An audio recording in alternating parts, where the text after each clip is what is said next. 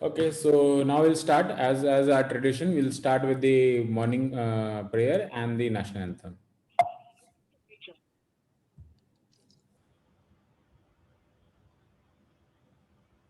जन गण मन अधिनायक जय हे भारत भाग्य विधाता।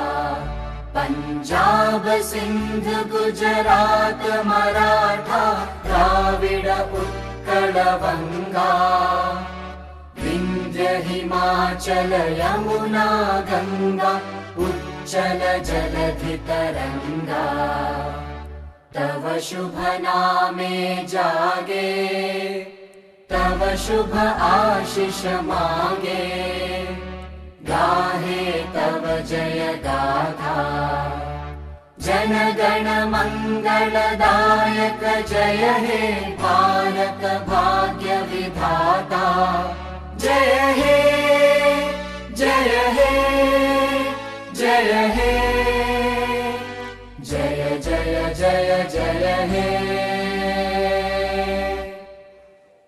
With this, we pledge that we will be world's biggest organization from India by March 2022.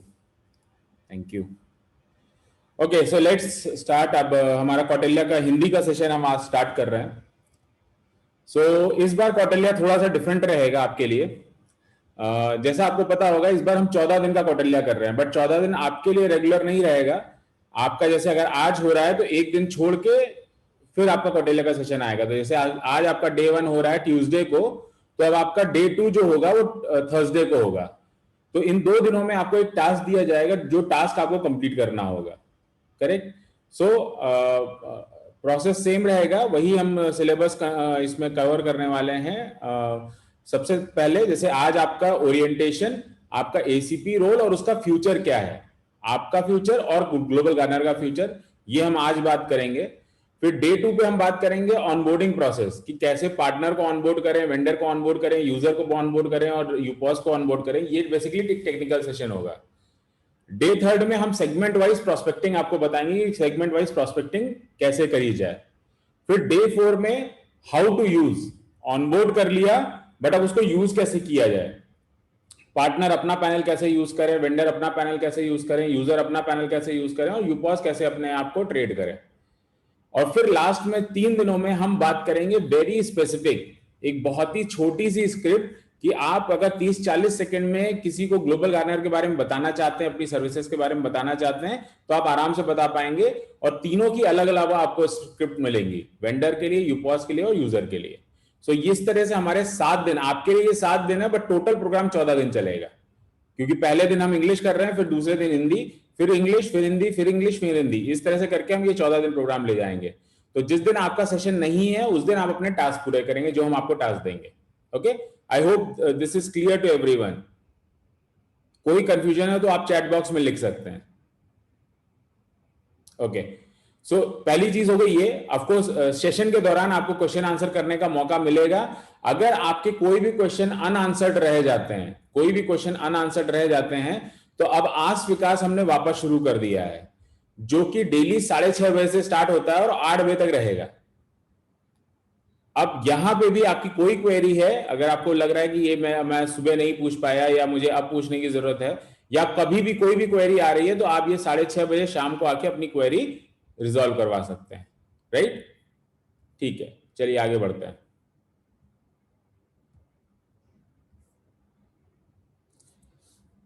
Okay, so this is first thing that I always tell. हम हमेशा बताते हैं लोगों को कि अपने आप को किस जीरो स्किल से भी कुछ चीजें डेवलप करी जा सकती हैं। करेक्ट? जिसके लिए कोई स्किल की रिक्वायरमेंट नहीं है, विच इज सबसे पहले जो मैंने आज आते ही आप लोगों को बोला कि बी ऑन टाइम। अगर आप टाइम पे नहीं रहेंगे, जैसे मेरे पिताजी हमेशा बोलते थे, जो समय की इज्जत नहीं करता है, समय उसकी इज्जत कभी होने नहीं देता है। तो हमेशा ध्यान रखिए कि टाइम की पंक्चुअलिटी बहुत रखिए, चाहे भगवान में बिलीव करिए ना करिए, बस समय में बिलीव जरूर करिए, क्योंकि समय बहुत बलवान होता है, ये हमने हजारों बार देखा है।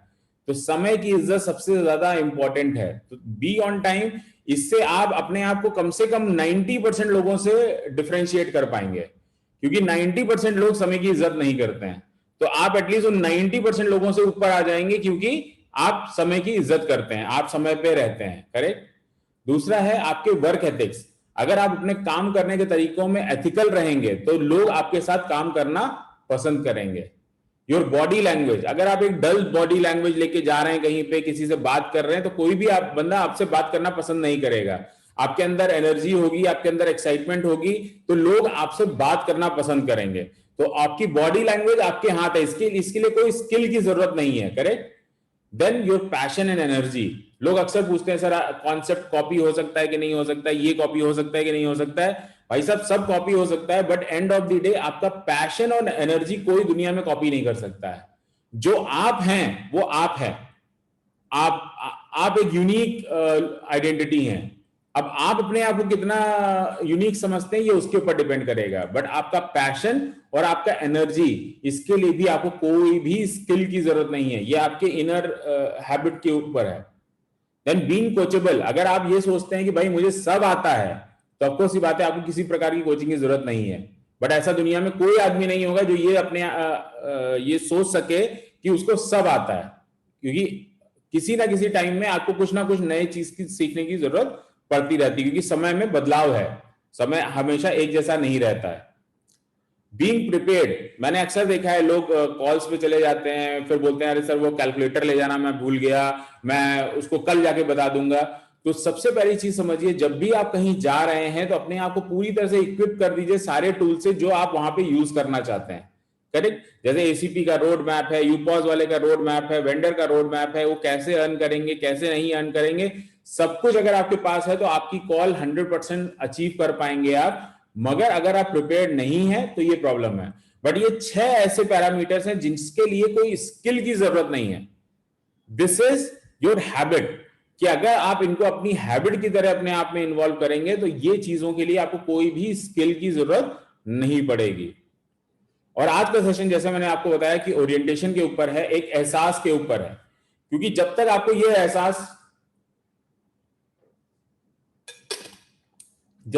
एहसास नहीं होगा कि आप कितने बड़े काम में हैं, आपके काम की गंभीरता क्या है, तब तक कभी भी कुछ भी नहीं होने वाला है।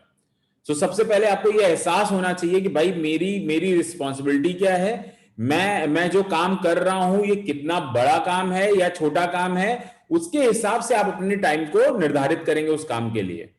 तो आज मैं कोशिश करूंगा आपको इस बात का एहसास दिलाने के लिए कि आप कितने इंपॉर्टेंट है ग्लोबल गार्डनर के लिए, और ग्लोबल गार्डनर का जो फ्यूचर है वो आपके लिए कितना बड़ा है, करेक्ट। सो स्टार्ट करते हैं। और जब भी मैं स्टार्ट करता हूं तो इन 4 स्टोरीज से स्टार्ट करता। फर्स्ट ऑफ ऑल ये 2 स्टेटमेंट्स हैं, मुझे चैट बॉक्स में बताइए, मैं चैट बॉक्स पहले अपना ऑन कर लेता हूं। ओके ओके, सो ये 2 स्टेटमेंट्स हैं। अब मुझे ये बताइए कौन सा स्टेटमेंट इनमें से सही है। आई can do it, I can not do it, इनमें से कौन सा स्टेटमेंट अगर आप बोलते हैं तो सही है। ओके, दिलीप धाकर जी बोल रहे हैं I can do it, I can do it. Praveen ji okay, I can do it, I can do it. Shiven ji ने मुझे लग रहा है कल का भी सेशन अटेंड किया है। Okay okay okay, so mostly जब भी मैं पहली बार ये सवाल पूछता हूं तो लोग मुझे हमेशा बोलते हैं I can do it, correct है। और जो लोग बोथ लिख रहे हैं मुझे लगता है उन लोगों ने मेरा कल का सेशन अटेंड किया है जो मैंने इंग्लिश में किया था। बट मेरा अपना मानना है ये दोनों ही स्टेटमेंट सही हैं, क्योंकि अगर मैं अपने आप से बोल रहा हूं कि मैं ये कर सकता हूं तो मैं उसके लिए प्रयास करूंगा। अगर मैं अपने आप से ये बोल रहा हूं I can not do it, मतलब मैं नहीं कर सकता हूं, तो ये भी स्टेटमेंट सही है, क्योंकि और ये बल्कि ज्यादा सही है, बिकॉज इसके लिए मुझे कुछ नहीं करना है। आई कैन डू इट के लिए मुझे मेहनत करनी पड़ेगी, अपने आप को कहीं ना कहीं कष्ट में डालना पड़ेगा, अपने आप में कई बदलाव लाने पड़ेंगे, जिसके लिए हम सब हमेशा तैयार नहीं होते हैं। But I can not do it के लिए कुछ नहीं चाहिए, करेक्ट। तो स्टेटमेंट ये दोनों ही सही है, बल्कि मैं बोलूंगा कि आई कैन नॉट के चांसेस ज्यादा है, क्योंकि हम अपने आप से हमेशा बता देते भाई ये मेरे बस का काम नहीं है, ये नहीं हो पाएगा हमसे। तो स्टेटमेंट दोनों सही हैं, जो आप अपने आप से बोल रहे हैं वो अपने आप 100% सही है, क्योंकि अगर आप अपने आप से ये बोल रहे हैं कि भाई मैं कर सकता हूं तो भी सही है, अगर आप बोल रहे हैं नहीं मैं नहीं कर सकता हूं, बिल्कुल सही है, क्योंकि तब आप उसके लिए प्रयास भी नहीं कर रहे हैं। तो स्टेटमेंट करेक्ट है, बट आप अपने आप को किस कैटेगरी में डालना चाहते हो ये आपके ऊपर है। आप अपने आप को आई कैन डू इट में डालना चाहते हो तो उसके लिए प्रयास करने पड़ेंगे, उसके लिए हर्डल्स आएंगी, उसके लिए प्रॉब्लम्स आएंगी, उसको सॉल्व करना पड़ेगा और आगे बढ़ना पड़ेगा और बढ़ते रहना पड़ेगा। I can not do it में आपके पास हजारों एक्सक्यूज होंगे जो आपको ये बताएंगे भाई तुम क्यों नहीं कर सकते हो। Correct? So now let's start the story. तो सबसे पहली स्टोरी मैं हमेशा जो सुनाता हूं इस हाउसकीपिंग बंदे की सुनाता हूं। ये एक स्पेस सेंटर में झाड़ू पोछा करते थे। इनके वहां पे प्रेसिडेंट आए और इन्होंने बोला कि सर, उन्होंने जस्ट जनरल जैसे हमेशा पूछते हैं तो वैसे इनसे पूछा गया कि भाई आप क्या करते हैं। तो इन्होंने बड़ा अच्छा आंसर दिया, and this is a real story. तो इन्होंने बड़ा अच्छा आंसर दिया, sir I help man to reach moon. मैं आदमी को मदद करता हूं चांद तक जाने के लिए। लगातार झाड़ू पोछा है, मगर सोच देखिए कि मैं हेल्प करता हूं आदमी को मून पे जाने के लिए, क्योंकि ये काम कहां करते थे? स्पेस सेंटर में। करेक्ट? और स्पेस सेंटर में काम करते हैं तो ऑफकोर्स ही बात, अगर ये हाइजीनिक नहीं रखेंगे, वहां पे ठीक से काम नहीं करेंगे, गंदगी रखेंगे, तो ऑफकोर्स ही बात है साइंटिस्ट वहां पे वर्क नहीं कर सकते हैं। तो ये अपने काम को इतनी इंपॉर्टेंस दे रहे हैं as equivalent to a scientist कि मैं आदमी को हेल्प करता हूं मून तक जाने के लिए। हम में से कितने लोग इस तरह सोचते हैं अपने काम के बारे में, अपने काम को इतना बड़ा बना के देखते हैं। करेक्ट? तो ये एक छोटा सा उदाहरण है कि आप अपने काम को किस तरह देखते हैं, ये आपके ऊपर है टोटल। जैसे लोग कहते हैं ना कबाड़ी बेचने वाला, बट कई कबाड़ी वाले होते हैं जो करोड़पति होते हैं। अगर पैसा कमाना एम है तो कबाड़ बेच के भी बनाया जा सकता है, बट उसमें कंसिस्टेंसी चाहिए, लगातार करने का दम चाहिए, लगातार उसको परस्यू करने का दम चाहिए, उसको ना छोड़ने का दम चाहिए। क्योंकि प्रॉब्लम तो देखिए आएंगी, आप जब भी बड़ा काम करने जाएंगे तो प्रॉब्लम आएगी ही आएगी, उसमें कोई शक नहीं। अगर नहीं आ रही तो समझ लीजिए आप बड़ा काम नहीं कर रहे हैं। सो आप अपने काम को कितनी वैल्यू देते हैं ये उस पर डिपेंड करेगा। आप सोचते नहीं यार मैं तो एसीपी हूं, मुझे क्या है, ठीक है होगा तो ठीक है, नहीं होगा तो ठीक है, तो आप अपने काम को वैल्यू नहीं दे रहे हैं। बट अगर आप बोले नहीं जी यार मैं तो यहां पे मेरे हाथ में है कि मैं कम से कम 50-100 लोगों की तो लाइफ चेंज करूंगा, मैं इन लोगों की लाइफ में बदलाव ला सकता हूं, एक वेंडर जो छोटा छोटा यहां पे बैठा हुआ है मैं इनको नेशनल लेवल पे ले जा सकता हूं, मैं इनको बड़ा बनाना चाहता हूं, आप अपने काम को बहुत वैल्यू दे रहे हैं। करेक्ट? दूसरा मैं हमेशा एग्जांपल देता हूं एक आर्मी मैन का। आर्मी मैन की सैलरी उतनी नहीं होती जो जितना सेक्रीफाइस वो करता है। मैं सिर्फ ये नहीं बोल रहा हूं अपनी जान देना, जान तो ठीक है कभी कभार जाएगी और चली गई तो फिर उसके बाद खत्म हो गई, but day to day life में सेक्रीफाइस करना कि बच्चे की बर्थडे है बट वो बॉर्डर पे खड़ा है, वो ड्यूटी पे लगा हुआ है, फैमिली में फंक्शन है बट वो ड्यूटी पर है। आप सोच के देखो आपके यहाँ कोई फंक्शन हो, आपके यहाँ कुछ छोटा सा भी हो परिवार में कुछ, और हम सब 5-6 दिन की छुट्टी लेके पहुंच जाते हैं। एक सोल्जर जिसको उतनी सैलरी भी नहीं है कि आप ये बोलें कि भाई पैसा उसको अट्रैक्ट करता है इसलिए भाई वहां खड़ा हुआ है, पैसा नहीं, वो एहसास है इनको कि भाई मैं नहीं तो कौन, और मैं रिस्पॉन्सिबल हूं अपने देश की सुरक्षा के लिए। करे? तो एक सोल्जर को जो एहसास है वो शायद हम में से किसी को नहीं है। उसका जो एहसास है पैसे से नहीं तोला जा सकता, वो कुछ और ही है जो एक सोल्जर को बॉर्डर पे खड़ा रखता है।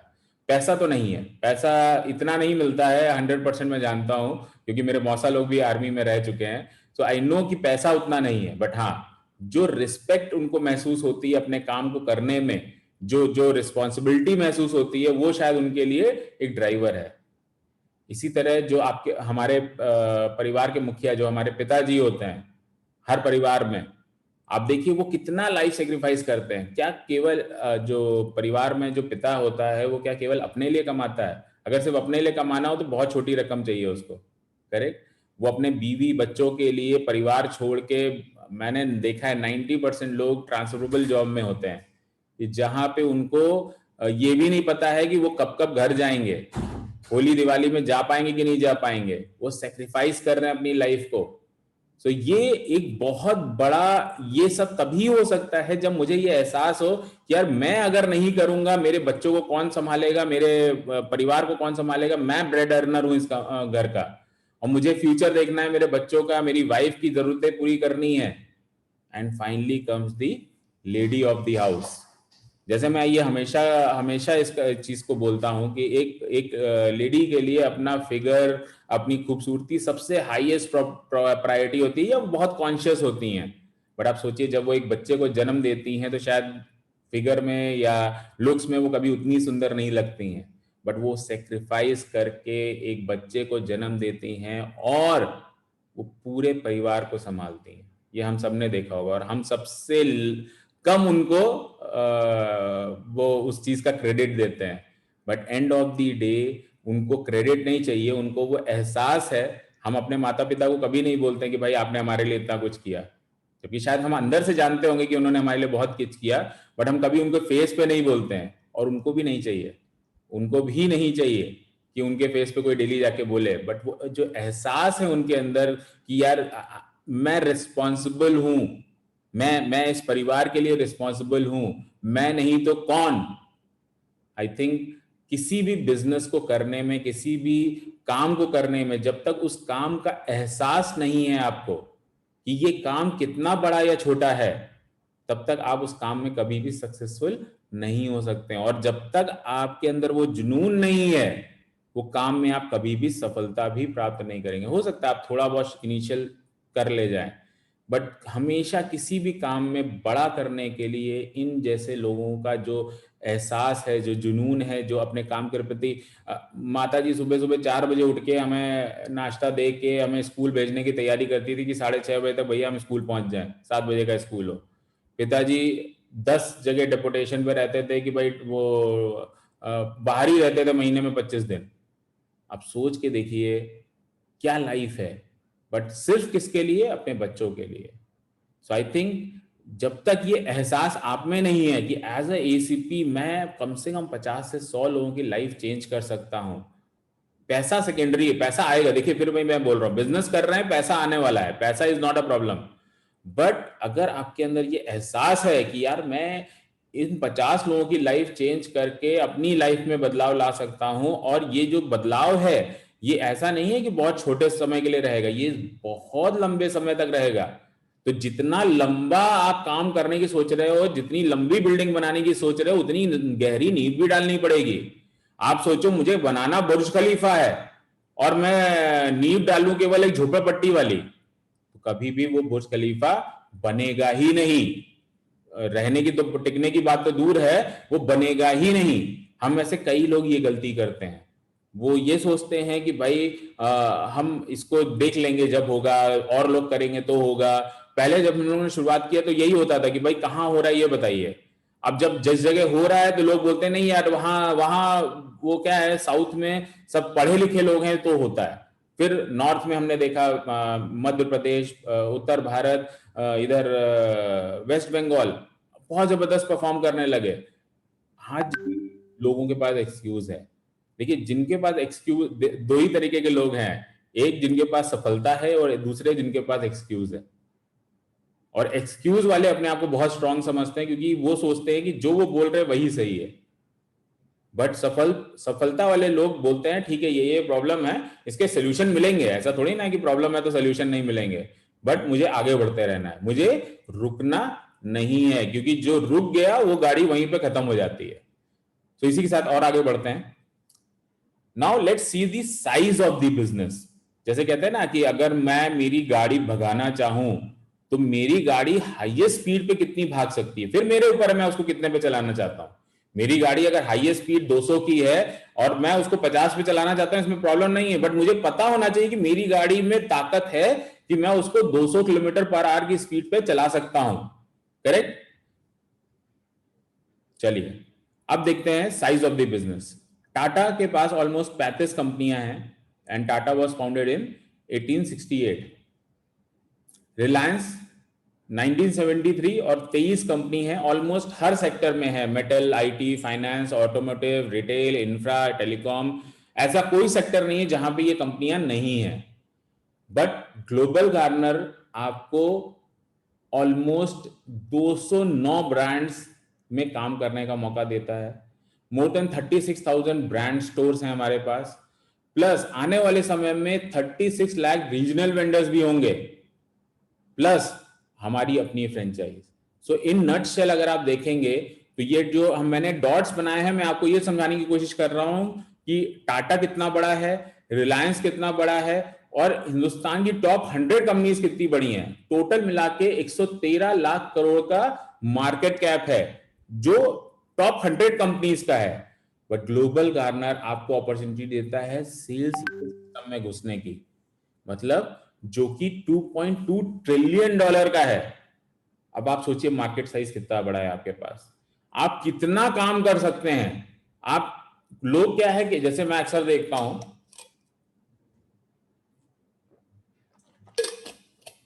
लोग बिल पे रिचार्ज में फंस के रह जाते हैं, जबकि आपके पास $2.2 ट्रिलियन का मार्केट है। आप जो चाहें वो कर सकते हैं, बट हमने क्या किया, अपने नजरिए को बिल्कुल छोटा कर लिया है। हम सोच ही नहीं रहे हैं उसके बियॉन्ड।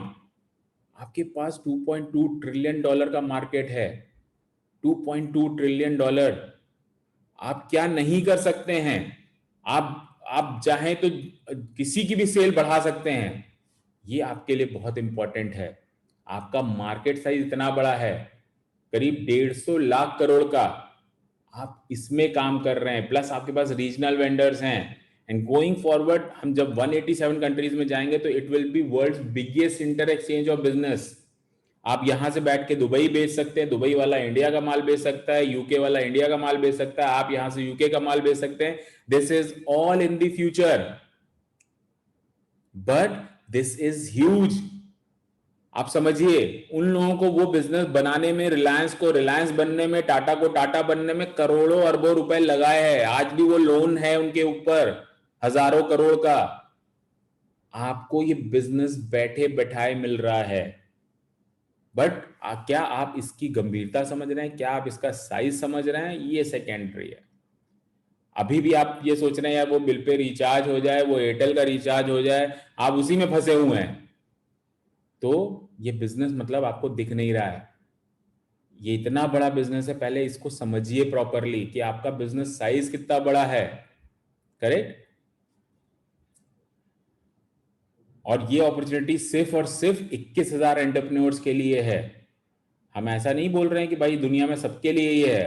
केवल और केवल 21,000 लोग हमें इंडिया में चाहिए जिनके पास ये अपॉर्चुनिटी आएगी कि भाई आप इस टर्नओवर को अपने थ्रू रूट करो, और इसको रूट करते हो तो इसके एक बेनिफिट्स आपको ऑटोमेटिकली लाइफ लॉन्ग मिलते रहेंगे। अब बात करते हैं आपके अर्निंग पोटेंशियल की। जैसे मैंने बोला कि भाई of course size of the business इतना बड़ा है, तो उसी में आपकी अर्निंग कितनी हो सकती है। अगेन वही टॉप स्पीड, 200 की स्पीड चल सकती है गाड़ी, आप कितने में चलाना चाहते हो सेकेंडरी है। तो आप अगर टॉप स्पीड में चलोगे, अच्छा परफॉर्म करोगे, तो आप 18 पार्टनर्स करो, 342 यूपॉज आप सेल कर सकते हो, 342 वेंडर बना सकते हो, एंड करीब 1 लाख यूजर्स को आप अपने यहाँ ऐड कर सकते हो। और इसका बहुत सिंपल आंकड़ा है कि हम 300 यूजर पर यूपॉज समझ के चल रहे हैं। देखिए, हम हमेशा बोलते हैं कि यूपॉज हमारा फलक्रम है पूरे बिजनेस मॉडल का, क्योंकि हम मिडिल मैन क्रिएट कर रहे हैं जो आपको न्यू बिजनेस लाके देंगे। तो हमें एक बार इन मिडिल मैन को खड़ा करना है, फिर इनकी ट्रेनिंग करनी है कि भाई अब ये ट्रेड कैसे करें। बट ये आपके लिए साल का ऑलमोस्ट 2400 करोड़ रुपए का जीएमबी है। अब आप इसमें से कितना करना चाहते हैं ये आपके ऊपर है। आप बोलते हैं नहीं जी मैं 50 यूपॉस बेच पाऊंगा, आप 50 बेचिए। आप बोले नहीं मैं 100 कर सकता हूं, आप 100 करिए। But this is your potential. अगर आप इसका पोटेंशियल देख रहे हैं तो ये आपका बिजनेस साइज है, पोटेंशियल, बिजनेस का potential, right.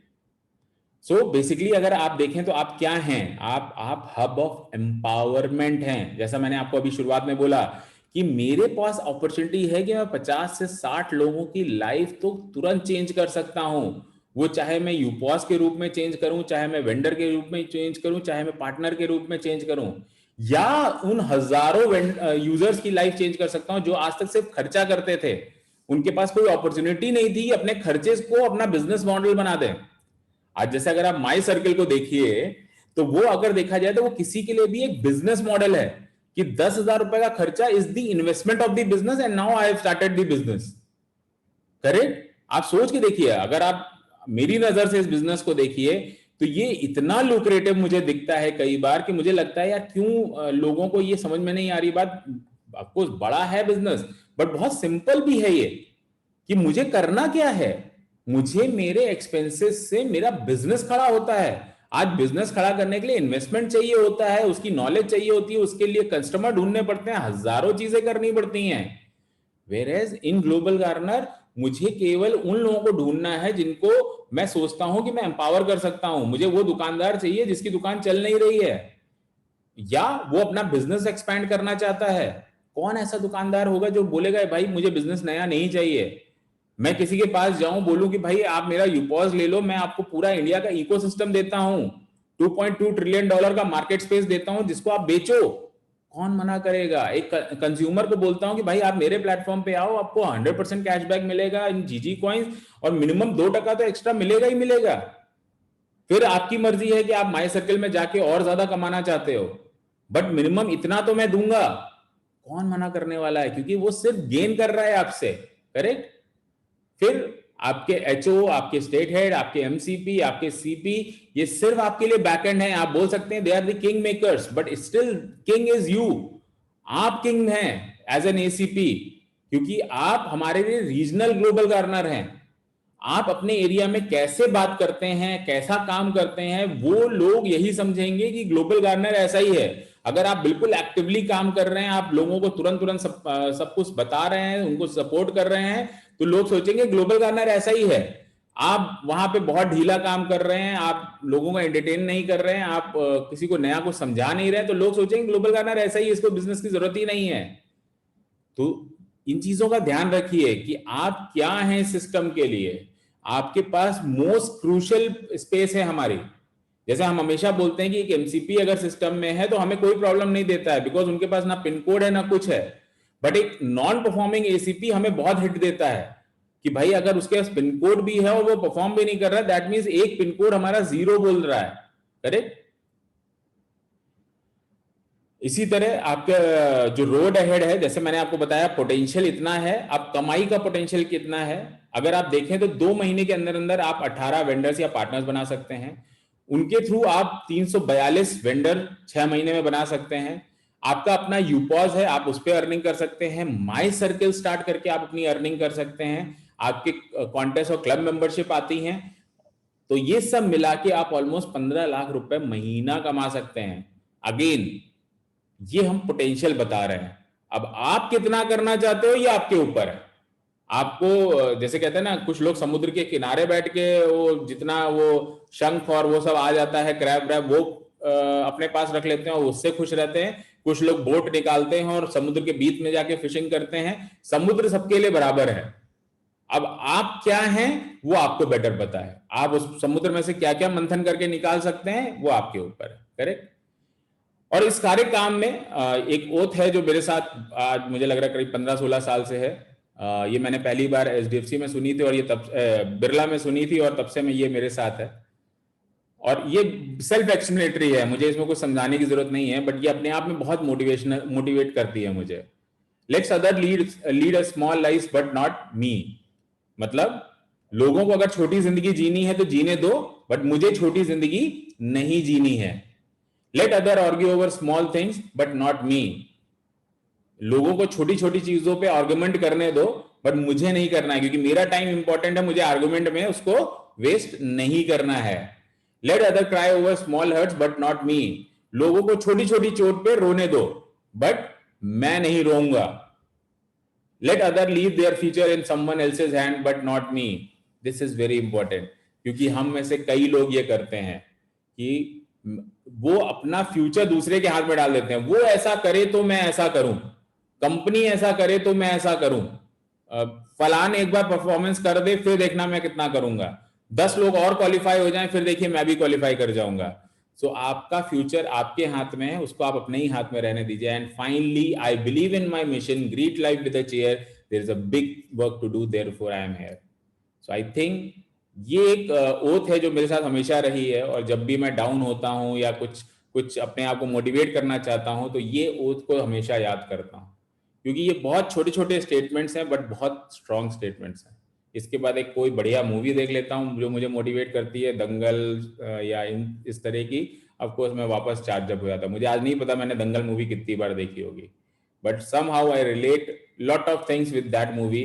Therefore, I think that is the best movie to get motivated, right? And again, be जिद्दी and keep walking. जैसे कहते हैं ना, हर चीज का एक मंत्र होता है, तो इस कंपनी का मंत्र यही है कि आप अपने आप में जिद रखिए आगे बढ़ने की, क्योंकि आपको रोकने वाले हजारों लोग मिलेंगे, क्योंकि हजारों लोग नॉन परफॉर्मर हैं, क्योंकि वो अपनी जिंदगी में कुछ अचीव नहीं कर पाए, तो वो आपको भी ये बताएंगे कि भाई क्यों आप अचीव नहीं कर सकते हैं। देखिए, मैं हमेशा बोलता हूं, जिसके पास जो होगा वो आपको वही दे सकता है। एक परफॉर्मर के पास जाएंगे आप, मान लीजिए सचिन के पास गए, कोहली के पास गए, धोनी के पास गए, अमिताभ बच्चन के पास गए, सलमान खान के पास गए, ये हमेशा आपको पॉजिटिव बातें बोलेंगे। आप रतन टाटा से मिलेंगे, वो पॉजिटिव बात बोलेंगे। आप मुकेश अंबानी से मिलेंगे, वो आपको पॉजिटिव बात बोलेंगे, बिकॉज उनके पास वही है जेब में, उन्होंने सक्सेस देखी है और उसको लाए हैं अपने साथ। बट जो अनसक्सेसफुल आदमी होगा वो आपको क्या देगा? वही अनसक्सेसफुल स्टोरीज। तो आपको अपने आप में जिद रखनी है कि भाई मैं ये काम कर रहा हूं, मेरे अलावा ये काम कोई नहीं कर सकता और मैं इस काम में बहुत आगे जाऊंगा। तो आपको जिद्दी होना पड़ेगा और हर दिन चलते रहना पड़ेगा। चोट लग गई, गिर गए, कोई बात नहीं, रेंग रेंगे चलिए, बट 1 डिग्री डेली चलिए। अगर आप 1 डिग्री डेली भी चलेंगे तो 360 डेज में आप अपना सर्किल पूरा कर लेंगे, मतलब आप अपनी दुनिया बना लेंगे। दुनिया गोल है, सो आपको अपनी दुनिया बनाने के लिए 360 डिग्री चाहिए। तो हर दिन 1 डिग्री मूवमेंट आगे की तरफ करिए।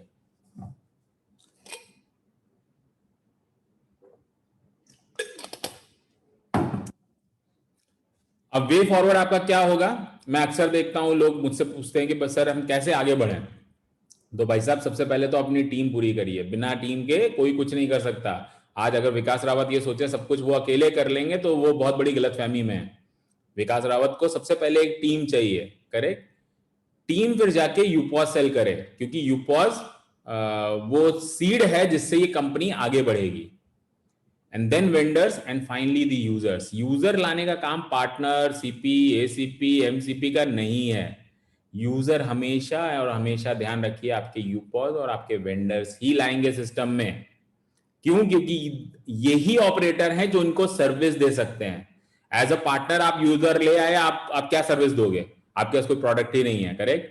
बट आपका यूपॉज और आपके वेंडर्स ही आपके यूजर्स को बेटर सर्विस दे सकते हैं। तो हमेशा इस चीज का ध्यान रखिए, ये थ्योरम हमेशा फॉलो करिए, क्योंकि जियो ने भी कुछ ऐसा किया। जियो ने अपने ऑपरेशन जरूर स्टार्ट कर दिए थे 2007 में, बट उन्होंने अपने आप को लॉन्च किया 2016 में। 9 साल लगाए उन्होंने अपने पूरे सेटअप को रेडी करने में। ध्यान रखिए, आज आप लोग जब काम शुरू कर रहे हैं तो आपको readymade plug and play model मिल रहा है, आप उसके लिए कुछ इन्वेस्ट नहीं कर रहे हैं। बट जियो को अपने बिजनेस मॉडल पे कितना भरोसा रहा होगा कि उन्होंने लाखों करोड़ का इन्वेस्टमेंट किया सिर्फ इस उम्मीद पे कि वो पूरी मार्केट खा जाएंगे, और वो हुआ भी वैसा ही, क्योंकि उनको भरोसा था और उनको अपने प्लानिंग पे भरोसा था। तो आज वो करीब टर्नओवर जो करते हैं वो करीब 45,000 करोड़ का करते हैं, और they are undisputed number 1 telecom company in just 3 years. पिछले 20-25 साल से बड़े बड़े ऑपरेटर थे इस फील्ड में, बट जियो को फिर भी विश्वास था कि वो ये कर पाएंगे, और उन्होंने करीब 1,80,000 करोड़ का इन्वेस्टमेंट कर रहा था अपने इस ड्रीम में। आप क्या इन्वेस्टमेंट कर रहे हो? हम बड़ी बड़ी बातें कर रहे हैं कि आप बड़ा पैसा कमा सकते हैं, आप बड़ा ये कर सकते हैं, बट उस ड्रीम का कॉस्ट क्या है आपके लिए? 0। सिर्फ आपके एफर्ट्स, करेक्ट? और वही सिंपल फॉर्मूला कि मैं पहले अपने पार्टनर्स बना लूं, फिर मैं अपने यूपॉज सेट कर दूं, फिर मैं वेंडर सेट कर दूं, एंड फाइनली मेरे यूजर्स, मेरे यूपॉज और वेंडर मिलके लाएंगे, करेक्ट? अगर आप इस चेन को इसी तरह नहीं चलाओगे तो इट विल नॉट हैपन। अगर जियो ने ये सोचा होता, चलो मैंने मुंबई में तार बिछा लिए, पहले मैं मुंबई लॉन्च कर देता हूं, फिर मैं दिल्ली लॉन्च कर देता हूं, फिर मैं बैंगलोर कर देता हूं, फिर मैं सीतापुर करूंगा, फिर मैं लखनऊ करूंगा, फिर मैं चेन्नई करूंगा, तो आज जियो नहीं होता। जैसे मैं हमेशा एग्जांपल देता हूं कि लोग कई बार क्या सोचते हैं कि यार एक 4 पहिया गाड़ी अगर 4 पहिए पे 200 की स्पीड चल रही है तो 3 पहिए पे तो कम से कम 150 की स्पीड तो चलनी चाहिए, या 100 की स्पीड चल जाए। तो वो बेवकूफ हैं कि कुछ चीजें पूरा मेच्योर होने के बाद ही फुल आनंद देती हैं। जैसे कई बार मैं अक्सर देखता हूं, एसीपी सोचते हैं सर मैं यूजर ले आता हूं, मैं यूजर का पेपर में ऐड दे देता हूं, ये कर देता हूं, वो कर देता हूं, देखिए यूजर आ जाएंगे, और एक बार यूजर आ गए तो हमारे वेंडर आ जाएंगे, और एक बार वेंडर आ गए तो हमारे यूपॉस तो आने ही आने हैं। ये वैसी बात है कि सर पहले बच्चे कर लेते हैं, फिर परिवार तो, बीवी तो मिल ही जाएगी। करेक्ट? ये कभी नहीं पॉसिबल होगा आपके लिए। करेक्ट? सो आपको डेली क्या करना चाहिए? सबसे पहले तो आपके जो यूपॉज में एजेंट्स हैं उनको बोलिए केवल 5 यूजर्स को डेली टच बेस करें। और कैसे टच बेस करें? उनको अपनी छोटी छोटी एवी बना के भेज दें, मैसेज बना के भेज दें, कुछ ना कुछ उनको लेट से मूवी वाउचर फ्री में भेज दें, मतलब कुछ भी ऐसा करके जिससे यूजर आपके साथ एंगेज हो। एक चीज मैं आप लोगों को और बताना चाहूंगा, आज ग्लोबल गार्नर जहां भी है, आई थिंक ये सोशल मीडिया का मुझे बहुत बड़ा एडवांटेज था। मैं ऐसा कोई दिन नहीं गया, आप मेरा फेसबुक खोल के देख लो, अब मैं व्हाट्सएप नहीं करता हूं उतना, बट जब तक मैं व्हाट्सएप करता था तो मेरा एक पूरा ग्रुप बना हुआ था जिसमें मैं डेली कुछ ना कुछ ग्लोबल गार्नर के बारे में डालता था। तो आदमी मजबूर होकर मुझसे एक बार पूछता था, भाई ये कर क्या रहे हो, क्या है ग्लोबल गार्नर, ये तुम जो बोल रहे हो 100% कैशबैक क्या है? इसी की वजह से मेरी पूरी टीम बनी, इसी की वजह से मेरा पूरा सिस्टम आज सेट हुआ। अगर आप में वो जुनून है कि भाई मैं मेरा काम तो करता रहूंगा, सामने वाला नहीं करेगा, कब तक नहीं करेगा, उसको एंड ऑफ द डे किसी दिन तो पूछना पड़ेगा मुझसे कि कर क्या रहे हो, ये है क्या ग्लोबल गार्नर। करेक्ट? भले मैं डायरेक्ट इंटरेक्ट नहीं करता था, भले कुछ भी ना हो, बट मैं ये कोशिश जरूर करता था कि डेली कुछ ना कुछ नया कंटेंट मैं डालूं फेसबुक पे, डेली कुछ ना कुछ कंटेंट मेरा व्हाट्सएप पे जाना चाहिए। जैसे मैंने बोला 1 डिग्री, जब इस कंपनी की सबसे बुरी हालत थी तब भी मैंने अपने आप को पोस्ट करना बंद नहीं किया। तो आपके पास भी वही अपॉर्चुनिटी है, क्योंकि 5 लोगों को अगर मैं बोल रहा हूं सिर्फ व्हाट्सएप करना, तो 30 मिनट तो वैसे भी नहीं लगेगा, बट फिर भी आप फोन करके अगर 10 लोगों से बात करोगे, मैं बोल रहा हूं चलो लग गया आपको 30 मिनट, आपको अपने हर एजेंट से फोन करके बात करनी पड़ी, तो भी 30 मिनट बहुत है इस काम के लिए। फिर अगला 30 मिनट अपने पार्टनर्स को बोलिए सेम काम करने के लिए कि भाई इनको बस एक एडिशनल और जॉब दे दीजिए कि वेंडर्स को भी बात कर लो। अगर तुम वेंडर लाके देते हो तो 2.75 तुम्हें मिल जाएगा, 2.75 मुझे मिल जाएगा, और वही प्रोसेस। और किसी भी काम को करिए उसको नोट जरूर करिए, हमेशा उसकी एक्सेल जरूर बनाइए, क्योंकि इससे क्या होगा, जब आप रिव्यू कर रहे होंगे अपने आप को, आप खुद चाहे रिव्यू कर रहे हो चाहे आपके सीनियर आपके रिव्यू कर रहे हो, वो आपको सजेस्ट कर सकेंगे कि भाई प्रॉब्लम कहां है। अगर आपने मान लीजिए 500 लोगों को मिले और आपको उसमें से 10 लोग भी कन्वर्ट नहीं हुए, that means there is some problem somewhere. तो आपके सीनियर्स या आप खुद उसको आइडेंटिफाई कर पाओगे कि कहां पे प्रॉब्लम है। जैसे मेरा डॉक्टर क्या करता है, मुझे उसने शीट दे रखी कि भाई अपने आप ग्लूकोज इसमें लिखते रहा करिए, कब आपको कहां पेन हुआ वो लिखते रहा करिए, जिससे वो जब मैं उसके पास 20 दिन बाद जाऊंगा तो वो पूरा मेरा हिस्ट्री देखता है। या वो क्या करता है, एक डिवाइस मेरे हाथ में लगा देता है, इससे मेरा शुगर हर सेकेंड उसमें जाता रहता है। तो जब तक रिकॉर्ड्स नहीं होंगे तब तक आप किसी चीज को एनालिसिस नहीं कर सकते, तो वो बात हमारे वहां भी एप्लीकेबल है। इसी तरह अगला 30 मिनट वेंडर्स के साथ प्लानिंग करिए कि उनके साथ कॉम्बो मार्केटिंग, उनसे बोलिए कि भाई न्यूज़पेपर एडवर्टाइजमेंट कुछ करते हैं साथ में मिलके, मतलब आपको कहीं ना कहीं कुछ ना कुछ एंगेजमेंट। आज मैं कह रहा हूं, मैं आपको जैसे हम हमेशा एक ही स्टेट का एग्जांपल देते हैं और वो स्टेट है भी ऐसा। आज तमिलनाडु का एग्जांपल आप ले लीजिए, आज वो सुबह बैठ के योगा कर रहे हैं, उन्होंने पूरी टीम को बुला लिया, ऑलमोस्ट 200 लोग वहां पे बैठ के योगा कर रहे हैं। योगा से कुछ नहीं है ना, it is not business, but engage कर रहे हैं वो। आदमी का दिमाग आप जितना एंगेज करेंगे अपने साथ, जैसे जब तक मैं एजेंट था, पता नहीं आप में से कितने लोग जानते हैं कि नहीं जानते, मैंने अपना करियर एज ए एजेंट, जो ये इंश्योरेंस एजेंट होते हैं वैसे शुरू किया था।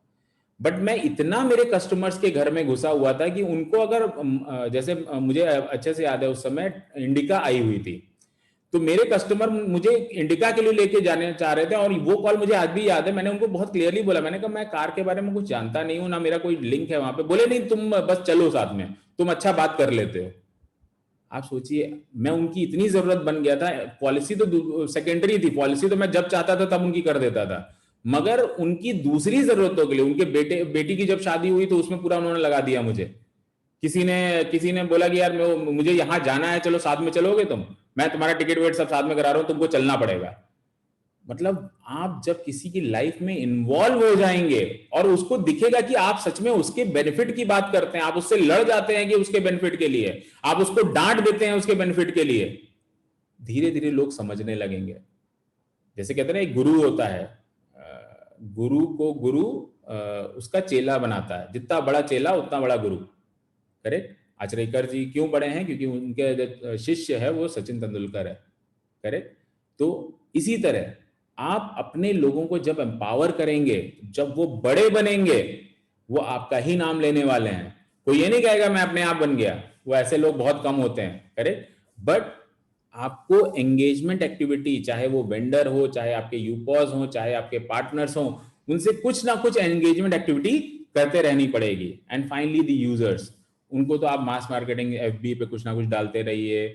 उनको तो बहुत सिंपल आपको बोलना है, भाई गारंटीड कैशबैक हमारे साथ लो या गारंटीड जीरो ले लो जो सालों से ले रहे हो। तो एक बार तो यूजर आपसे पूछेगा भाई ये क्या है, बट ये आपको डेली करना है। अगर डेली आप 2 घंटे इस प्रोसेस में दे दो, दिस इज मैं ये बोल रहा हूं, ये बिल्कुल क्वालिटी टाइम है। अगर आप अपना क्वालिटी 2 घंटा देते हो तो ये 100% सक्सेस आपको मिलनी ही मिलनी है। सो अगर आप देखोगे तो हम 6 महीने के अंदर अंदर एम्परर की तरह एक काम आगे बढ़ा सकते हैं। और ये काम क्यों इतना स्ट्रांगली आगे बढ़ता है? क्योंकि आप यूपॉस का ट्रेड करवा रहे हो, आप वेंडर का ट्रेड करवा रहे हो, आप यूजर को कैशबैक दिलवा रहे हो, और ये एक ऐसा ऑटोमेटिक प्रोसेस है, एक बार आपको सेट करने में टाइम लगेगा। जैसे ग्लोबल गार्नर में पहले हमें 10 यूपॉस भी महीने के बेचने में लाले लगते थे, आज हम 1000 भी बेच देते हैं तो हमें पता नहीं चलता है कहां कहां से पैसा आ गया। करेक्ट। तो इसी तरह क्या होता है, पहले सिस्टम जब सेट आप कर रहे होते तो सारी प्रॉब्लम सब दिखती हैं, बट एक बार वो सिस्टम सेट हो गया तो आपको पता है यूपॉस वाला ट्रेड करते रहेगा, वेंडर ट्रेड करता रहेगा, यूजर को कैशबैक मिलता रहेगा, और इससे मेरा एक ऑटोमेटिक इनकम जनरेट हो रहा है just by garnering the trade of my location. या मैंने जो यूपॉस खड़े किए हैं, या मैंने वेंडर जो खड़े किए हैं, या मैंने यूजर जितने लाया हूं वो ट्रेड कर रहे हैं, क्योंकि उनकी लाइफ में ट्रेड इकलौती ऐसी चीज है जो कभी रुक नहीं सकती है। कल मार्केट में ट्रेंड चेंज हो सकते हैं, प्रोडक्ट चेंज हो सकते हैं, सब कुछ चेंज हो सकता है, बट ट्रेड कभी चेंज नहीं होगा। सो ये मनी विद रिस्पेक्ट है। आपको मनी तो मिलेगा बट रिस्पेक्ट भी मिलेगी। क्यों रिस्पेक्ट मिलेगी? क्योंकि आपने जिसको यूपॉस दिलाया था वो आज उस पर ट्रेड करके अपनी जीविका अर्न कर रहा है, तो आपको वो जिंदगी भर आपका नाम लेगा। यार फलाने ने मुझे यूपॉस दिलाया तो मुझे भरोसा नहीं था कि मैं इससे पैसे कमाऊंगा, बट वो मेरे पीछे पड़े रहे, 1 साल तक उन्होंने मुझे ट्रेन किया कि नहीं तुम ये भी बेचो, तुम ये भी बेचो, तुम ये भी बेचो, इसको ऐसे किया जाता है, इसको ऐसे किया जाता है, ये प्रोडक्ट अभी हट गया है तुम दूसरा ले आओ, इस प्रोडक्ट को ऐसे करो। अपने वेंडर्स की इनकम बढ़ाई कि भाई जो लोकल वेंडर था मैं लोकल वेंडर के यहाँ सेल लेके आया। आप सोचिए आप कितना बड़ा काम कर रहे हैं कि आप अपनी लोकल इकोनॉमी को बूस्ट कर रहे हैं। आज अगर आप किसी भी ऑनलाइन वेबसाइट पे ट्रेड करते हैं या कहीं भी दूसरी जगह जाके आप शॉपिंग करते हैं, वो पैसा आप अपने शहर से निकाल के दूसरे शहर को विकसित होने के लिए दे रहे हैं। मान लीजिए कोई बैंगलोर की कंपनी है जो ऑल इंडिया ऑपरेशन कर रही है और आप उससे प्रोडक्ट खरीद रहे हैं, तो आप बेसिकली बैंगलोर की इकोनॉमी स्ट्रांग कर रहे हैं। बट यहाँ पे जब आप लोकल वेंडर को एम्पावर कर रहे हैं तो आपकी इकोनॉमी आपके शहर में है। ये बहुत बड़ा स्टेटमेंट है, इसको समझिएगा कि आप अपनी लोकल इकोनॉमी को स्ट्रेंथन कर रहे हैं, आप बाहर नहीं जाने दे रहे हैं उसको। और जब आपकी लोकल इकोनॉमी स्ट्रेंथन होगी तो आपका शहर स्ट्रेंथन होगा, आपके शहर में फैसिलिटीज अच्छी होंगी, उनमें लाइट होगी, उसमें रोड्स अच्छी होंगी, सब कुछ अच्छी होगी। तो जैसा मैंने बोला था, एहसास होना चाहिए आपको अपने काम का। अगर आप सिर्फ इस काम को ऐसे ले रहे हो कि यार मैंने यूपॉस भेज दिया ठीक है बस हो गया, नहीं, यूपॉस बेचने के बाद उस बंदे के पीछे पड़ जाइए कि यार तुम पहले आज इसमें 10 कस्टमर जोड़ो, तुम इसमें अच्छा चलो आज 10 लोगों को ये प्रोडक्ट बेच के दो, अच्छा चलो इसको 100 करो, अब इसको 200 करो, अब इसको 500 करो, अब इन 500 लोगों को हर महीने 20,000 रुपए की जिम्मेदारी है, तुम्हें बेचना है, तुम्हें कम से कम 1,000 रुपए घर से कमाना है, चलो बताओ कैसे करोगे। एक बार आप किसी की देखिए, फिर वही बात है, आपने जब पहली बार पैसा लिया होगा ना तो उसको लगा होगा कि यूपॉस वाले ने आपके ऊपर एहसान किया, बट जब आप यूपॉस वाले के पास बार बार उसको एनकरेज करोगे कि उस पर ट्रेड करे, वो आपकी रिस्पेक्ट करेगा। क्यों? क्योंकि उसको मालूम है अब आपको कोई पैसा नहीं मांग सकते उससे, और बिना पैसे मांगे भी अगर आप उसके पीछे पड़े हो कि भाई ट्रेड करो ट्रेड करो ट्रेड करो, तो वो ये जरूर मानेगा कि भाई ये बंदा जो है ना, ये मेरे बारे में सोच रहा है, अपने बारे में नहीं सोच रहा है। क्योंकि अफकोर्स ये बात है, मैं ट्रेड करूंगा तो मैं पैसा बनाऊंगा, ठीक है, उसमें थोड़ा बहुत इनको मिलेगा, बट अल्टीमेटली मैं अर्न कर रहा हूं, ये मेरे बारे में सोच रहे हैं और मुझसे कोई पैसा नहीं ले सकते हैं। And finally this will all be made in India and made by Indians. आज तक कोई भी वर्ल्ड की सबसे बड़ी कंपनी नहीं बनी इंडिया से, so we will be the pioneer to do this.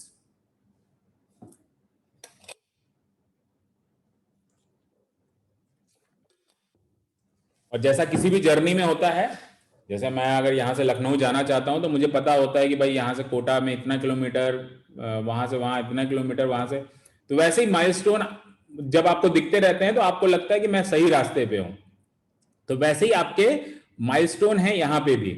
आप 18 पार्टनर बना लीजिए, आपको आप पार्टनर ज्यादा बना सकते हैं, बट 18 भी बनाते हैं तो उसमें से 10-12 आपके परफॉर्म करेंगे, करेक्ट? क्योंकि ऐसा कभी नहीं होता है कि आप जितने लोग रिक्रूट करें वो सारे के सारे परफॉर्म करें, ठीक है? 18 पार्टनर बनाइए, फिर उसके बाद वेंडर बनाइए, उसके बाद यूपॉस सेल करिए एंड अपने शेयर्स लीजिए कंपनी से, and this is free shares, right? And आपकी कॉन्टेस्ट एंड क्लब मेंबरशिप, अगर आप ये सब क्वालिफाई कर रहे हैं दैट मीन्स आप सही रास्ते पे हैं। आप ये सोचें कि भाई मैंने केवल एसीपी शिप ले ली है, अब मैं ना पार्टनर बनाऊंगा, ना मैं यूपॉस सेल करूंगा, ना मैं कुछ भी करूंगा, और मेरे पास इनकम आ जाए, मेरे पास फ्री में शेयर आ जाए, तो ये पॉसिबल नहीं होगा कभी भी, करेक्ट? अच्छा, शेयर्स केवल आपके डेजिग्नेशन चेंज नहीं है, ऑफकोर्स जो स्टेट हेड हैं बिना शेयर होल्डिंग के आप कहलाए जाते हैं state head, MCP, CP, ACP and partner. But जब आप शेयर होल्डर बन जाते हैं इस कंपनी में तो आपकी डेजिग्नेशन भी चेंज हो जाती है, आपके डेजिग्नेशन के आगे कुछ अलग चीजें जुड़ जाती हैं। जैसे स्टेट हेड को हम बोलेंगे एग्जीक्यूटिव डायरेक्टर। तो आप ये समझिए कि जिनके आगे ये लगा हुआ है डेजिग्नेशन में, दैट क्लियरली मीन्स कि भाई उन्होंने परफॉर्म किया है, these are the performers and the owner of the company. ये इनके पास कंपनी के शेयर्स हैं जो इन्होंने काम करके कमाए हैं। मास्टर चैनल पार्टनर बोले जाते हैं रीजनल डायरेक्टर, चैनल पार्टनर बोले जाते हैं डायरेक्टर, असिस्टेंट चैनल पार्टनर बोले जाते हैं असिस्टेंट डायरेक्टर, एंड पार्टनर बोले जाते हैं बिजनेस लीडर। सो ये सिंपल सा चीज है कि यहाँ पे we differentiate men from boys, कि आप एक परफॉर्मर हैं, या आपको बोलने की जरूरत नहीं है। आपने अपना डेजिग्नेशन बोला कि मैं डायरेक्टर हूं, तो सबको पता है सबसे पहले आपने परफॉर्म किया है, सबको पता है कि आप शेयर होल्डर हैं, सबको पता है कि आप एक परफॉर्मर हैं इस कंपनी में, एक असेट हैं। ये स्टोरी मेरे लिए बहुत इंपॉर्टेंट है क्योंकि ये हमें एक पेशेंस की कहानी सुनाती है। आपको, आप में से कई लोगों ने सुनी होगी जिन्होंने पहले ये प्रोग्राम अटेंड किया है, बट मैं ये फिर भी सुनाना चाहूंगा नए लोगों के लिए। She has been cheated for 14 years। Of course end of the story जब होगा तो आप समझ पाएंगे मैं क्यों बोल रहा हूं ऐसा। बट एक लेडी थी जिसने कंपनी को ज्वाइन किया as a receptionist, correct? But जैसा कि हर स्टार्टअप में होता है, शुरुआत में स्टार्टअप अपने शेयर्स दे देता है अपने एम्प्लॉइज को, क्योंकि उसके पास सैलरी देने के लिए बहुत ज्यादा नहीं होता है, बट वो अपने शेयर्स दे देता है कि भाई तुम शेयर्स रखो। अब ये शेयर्स ऑफकोर्स ही बात है कि या कंपनी लिस्टेड होगी या कंपनी की वैल्यूएशन बढ़ेगी तो तुम्हारे पास अपने आप पैसा, बड़ा पैसा आएगा। तो सन 2000 में इस ओनर ने अपने एक एम्प्लॉय को, रिसेप्शनिस्ट को 0.2% शेयर्स दिए, 0.2%, ओके, बहुत छोटा सा हिस्सा दिया, और ये बोला कि भाई जब ये कंपनी लिस्ट होगी तो तुम करोड़पति बन जाओगी। तो जनरली जैसा होता है जब स्टाफ है तो वो हर समय पूछता रहेगा कि भाई ये कब लिस्ट होगी, कब लिस्ट होगी, कब लिस्ट होगी, और वो जो एंटरप्रेन्योर था वो हमेशा बोलता रहता था बहुत जल्दी, बहुत जल्दी, बहुत जल्दी। बट ईयर पास्ड बाय और कंपनी कभी लिस्ट नहीं हुई। और कितने साल नहीं हुई? 14 साल लिस्ट नहीं हुई। ऑफकोर्स ये बात है, एंटरप्रेन्योर ने तो जरूर ट्राई किया होगा कि पहले हो जाए, बट कुछ ना कुछ डिफिकल्टी रही होंगी जिसकी वजह से वो नहीं हो पाया। अब सोचिए इन 14 सालों में आप, पहले तो मैं ये सवाल आप अपने आप से करिए, कितने लोग हम में से यहाँ पे ऐसे हैं जो 14 साल वेट कर सकते हैं किसी भी चीज के लिए? आज अगर कोई ब्रांड हमारे पोर्टल से 14 दिन के लिए गायब हो जाता है, हम सब बिल्कुल हाथ पांव फूल जाते हैं, वो ऐसे एलिगेशन लगाने लगते हैं, अरे हमने तो यही ब्रांड कह के बेचा था व्यूपॉज, आप बताइए हम क्या करें, हम मार्केट में शक्ल कैसे दिखाएं, फलान ढमकान ये वो। यहाँ पे सोचिए 14 साल का इंतजार। इन 14 सालों में ऐसा तो है नहीं ये रिसेप्शनिस्ट अकेली इनके स्टाफ रही होगी, इसके एक्चुअली की स्टाफ रहे होंगे, जो सेल्स में रहे होंगे, जो प्रोडक्ट डेवलपमेंट में होंगे, जो आईटी में होंगे, उसको भी इसने ये ऑफर दिया होगा, बट उन लोगों ने इसका साथ छोड़ दिया होगा क्योंकि वो सब समझदार रहे होंगे, उनको सैलरी हाइक जहां पे मिला होगा 50%, 70%, 100%, वो वहां चले गए होंगे, बट ये टिकी रही। करेक्ट। और इसको बहुत बड़ा रिजल्ट भी मिला क्योंकि इन 2014 this company got listed and ये 0.2% जो शेयर्स थे उनकी वैल्यू हो गई 2413 करोड़ रुपए। अब सोच के देखिए, ये पेशेंस और कहते हैं ना किसी पे ट्रस्ट करने की बहुत स्ट्रांग स्टोरी है, बहुत स्ट्रांग स्टोरी। पेशेंस और किसी पे ट्रस्ट करना। अब कोई सी बात है, लोग उनको बोलते होंगे 14 साल, देखिए फिर वही बात है, मैंने बोला ना 90% लोग तो आपके कान भरते ही हैं। 14 साल में कितने, कम से कम हजारों लोग इस लड़की को मिले होंगे जो बोले होंगे यार तुम्हें फुद्दू बना रहा है, वो कुछ नहीं करने वाला है, उसकी कंपनी कभी लिस्ट नहीं होने वाली है, तुम बस वहां पे ऐसे ही फ्री में काम करती रहो। बट इस बंदी ने सोचा नहीं भाई, उस आदमी की मैं मेहनत देख रही हूँ, वो मेहनत कर रहा है, कभी ना कभी जो वो चाहता है वो उसकी लाइफ में होगा। और ठीक है, मेरे को पैसा कम ज़्यादा थोड़ा बहुत ऊपर नीचे, कंपनी में प्रॉब्लम्स हर जगह होता है, बट मैं ठीक हूँ, ठीक है, कर लूँगी। बट उसका रिजल्ट ये था कि 14 साल बाद उस लेडी के पास 2400 करोड़ रुपए थे। किसी भी एम्प्लॉय जो उसको छोड़ के चला गया होगा, वो उसके पास ये नहीं रहे होंगे। उसको सैलरी मिल गई होगी डबल, वो 10,000 कमाता था, वो 50,000 रुपये कमाने लगा होगा। बट जो इस लेडी ने कमाया वो कोई नहीं कमाया होगा। और ये लेडी उन 27 पार्टनर्स में से थी अली बाबा के। तो कंपनी का नाम है Alibaba and the owner is, you all know him, right. But the biggest story is after this कि 14 साल तक जीरो वैल्यू, 14वें साल में 2400 और 7,000 करोड़ एज ऑफ टुडे। तो 14 साल में कुछ नहीं, बट 6 साल में 2400 का 7,000 करोड़। तो ये एक रियल स्टोरी है। आपको सी बात है, आप गूगल पे सर्च करोगे तो ये आपको स्टोरी मिल जाएगी। The owner name is Jack Ma and the lady is now vice president in his company. She started as a receptionist. But ये एक ऐसी स्टोरी है ना ट्रस्ट की और किसी पे पूरा अंधविश्वास करने की, वरना ऐसा होता नहीं है। ऐसा होता नहीं है कि 14 साल कोई वेट करे। यहाँ 14 दिन नहीं कर पाते हैं, 14 महीने नहीं कर पाते हैं लोग, यहाँ 14 साल वेट किया गया। सो दिस इज समथिंग, अगर आप सच में किसी चीज में बिलीव करते हैं तो उस चीज में टिके रहिए। जैसे मैंने शुरुआत में एग्जांपल दिया था, कबाड़ी वाले भी करोड़पति बन जाते हैं, बट वो अपने बिजनेस में टिके रहते हैं। Correct. Also we have also grown. So in last 12 months अगर आप देखोगे तो हम 5,000 प्लस की टीम हो गए। मार्च में when we started we were only 14 people. केवल आप और आपके स्टेट हेड्स हमारे साथ थे। And we can proudly today say that we have 300 plus shareholders with us, right. So ये कंपनी जो बोल रही है वो कर भी रही है। और आज हमारे पास 300 शेयर होल्डर्स हैं और जिनको हम ले जाना चाहते हैं 10,000 शेयर होल्डर तक, क्योंकि इस कंपनी के 1 लाख शेयर्स हमने रिजर्व किए हुए हैं। Correct. Now let's know about the biggest companies. आज अगर वर्ल्ड में आप बिगेस्ट कंपनीज देखोगे तो Apple, Amazon, Microsoft, Alphabet which is Google, Hathaway, Facebook, Alibaba हैं। ये सब डिजिटल कंपनियां हैं, they are technology based companies. तो ये आपको सिंपल एक चीज दर्शाती हैं कि आज बिजनेस ट्रेंड किधर जा रहा है। बिजनेस जा रहा है टुवर्ड डिजिटल बिजनेस, और जो आज डिजिटल बिजनेस में नहीं है वो कल बिल्कुल आउट हो जाएगा। Correct. And you are in the best place because आप डिजिटल बिजनेस में तो हैं, बट आप सेल्स को गार्नर कर रहे हैं जो कभी भी मार्केट से बाहर नहीं हो सकता। सेल्स हमेशा रहेगी। करेक्ट। जियो की जर्नी वैल्यूएशन की, ऑलमोस्ट 4.5 लाख करोड़ वैल्यूएशन हो चुका है जियो का, विच इज ऑलमोस्ट लाइक उन्होंने अपने टर्नओवर का 10x समझ लीजिए अपनी वैल्यूएशन कर ली है। तो अगर इसी को हम अपना भी बेस माने कि इसी तरह अगर हम भी बढ़ें और हमारी भी वैल्यूएशन बढ़ेगी, तो आज 210 लाख करोड़ का डोमेस्टिक स्पेंड इंडियंस करते हैं। और जैसा कि हम लोग बार बार कर रहे हैं कि हम इसका 30% हम एक्वायर करना चाहते हैं नेक्स्ट 2 सालों में। अब 10,000 शेयर होल्डर, 10,000 शेयर होल्डर का सीधा सीधा मतलब है करीब 1 लाख यूपॉस पार्टनर्स। जैसे ही हम यहां पर रीच करेंगे वैसे ही अपनी कंपनी की वैल्यूएशन 5,400 करोड़ हो जाएगी। अब आप सोच के देखिए, 5,400 करोड़ होनी थी जब हम 1 लाख यूपॉस पे होंगे, जबकि आज हम करीब 7,500 यूपॉस पे होंगे और ये वैल्यूएशन हम ऑलरेडी क्रॉस कर चुके हैं। क्योंकि वैल्यूएशन के बहुत अलग अलग फैक्टर्स हैं। यहाँ पे हम 10x ले रहे हैं, बट उससे ज्यादा ही हमेशा वैल्यूएशन होती है। तो यहाँ पे आपको ये समझना पड़ेगा कि एक्चुअली जब हम वहां पहुंचेंगे तो वैल्यूएशन उससे ज्यादा होगी। मैं तो आपको बिल्कुल लेमैन कहते हैं ना, एक बिल्कुल लेमैन वाला हिसाब किताब समझा रहा हूं कि अगर बिल्कुल 10x भी पकड़ के चले तो हम यहाँ पे होंगे। 9 लाख यूपॉस जब बेचेंगे तो कंपनी की वैल्यूएशन कम से कम उस समय 50,000 करोड़ होनी चाहिए, और फिर जब हम 60 लाख करोड़ का टर्नओवर कर लेंगे तो हम करीब 600 लाख करोड़ की कंपनी होंगे। अब ये तो हो गई कंपनी, ये होगी, बट आपके लिए इसमें क्या है? अफकोर्स सी बात है, आपको पता है हम 5 लाख शेयर होल्डर्स हैं। अब जिस दिन हम ये 10,000 शेयर होल्डर बनते हैं, आपके शेयर जो आपके हाथ में है वो करीब 1 लाख रुपए का एक शेयर हो जाता है, जो ऑलरेडी हो गया है। आज आप करीब देखोगे 13 लाख रुपए के आपके 10 शेयर्स हैं।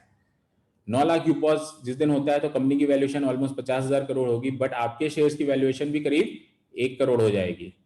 और जिस दिन हमारी वैल्यूएशन 600 लाख करोड़ हो गई, तब अपना पर share will be almost 120 crore rupees.